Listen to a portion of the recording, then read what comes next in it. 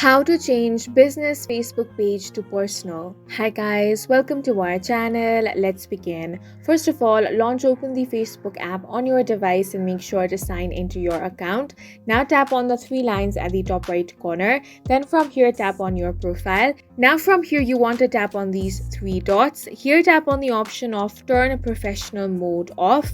Go ahead and tap on continue in this way. Then tap on turn off. When you do this, it will essentially convert your page back to a standard personal profile. This will cause you to lose some business specific features and insights depending on your settings, but this is how you can change your business page to personal. If you want to switch between your business page to your personal account, then for this you want to head back. Here click on this drop down. You will get all of your profiles and pages over here.